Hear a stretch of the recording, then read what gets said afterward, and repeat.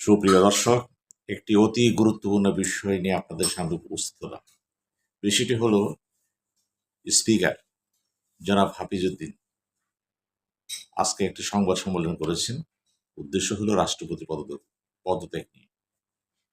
এখানে গুরুত্বপূর্ণ বিষয় হলো তিনি নিজেই বলেছেন যে স্পিকার হিসেবে যখন শপথ নেন তিনি আরেকটি শপথ নিয়েছিলেন যে রাষ্ট্রপতির অ্যাবসেন্সে তিনি ভারপ্রাপ্ত রাষ্ট্রপতি পালন করবেন। একইভাবে ডেপুটি স্পিকার শপথ নিয়েছিলেন তিনি স্পিকারের অনুপস্থিতিতে তিনি স্পিকার দায়িত্ব পালন করবেন।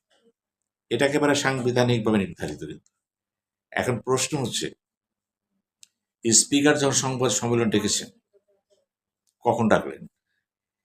তিনি কিন্তু এই জন্য ডেকেছেন তিনি রাষ্ট্রপতি পদত্যাগ তিনি গ্রহণ করেছেন, অর্থাৎ যেই মুহূর্তে তিনি গ্রহণ করেছেন সেই মুহূর্তে তিনি ভারপ্রাপ্ত রাষ্ট্রপতি হয়ে গেছেন, অটোমেটিক হয়ে গেছে, স্বতঃস্ফূর্ত। এই জন্য শপথ দরকার নেই। তাহলে উনি যখন সংবাদ সম্মেলনে বললেন এবং সেই পদত্যাগপত্র পড়ে শোনালেন, অর্থ কি দাঁড়ায়? সেই মুহূর্তে তো তিনি মহামান্য ভারপ্রাপ্ত রাষ্ট্রপতি। ভারপ্রাপ্ত রাষ্ট্রপতি তো এটা করতে পারেন না। এটা করতে পারেন কে? ভারপ্রাপ্ত স্পিকার।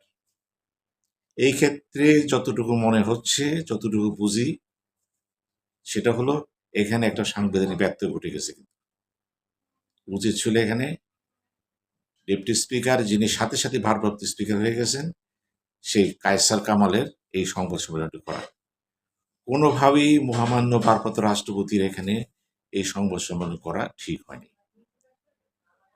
ভবিষ্যতে যাতে আর এই ধরনের ব্যত্যয় না ঘটে সেই দিকে আমাদের অবশ্যই নজর রাখতে হবে। খুবই জরুরি। একটা সাংবিধানিক ব্যত্যয় ঘটে গেছে এখানে।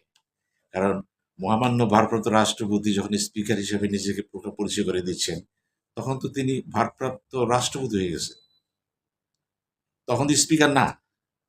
এই বিষয়টি অবশ্যই গুরুত্ব দিয়ে সবার চিন্তা করতে হবে এবং ভারপ্রাপ্ত রাষ্ট্রপতি চিন্তা করতে হবে, ভারপ্রাপ্ত স্পিকারকে চিন্তা করতে হবে, প্রধানমন্ত্রীকে চিন্তা করতে হবে এবং বিরোধী দলের নেতাদের চিন্তা করতে হবে আসলে এটা সঠিক ছিল কি। ধন্যবাদ।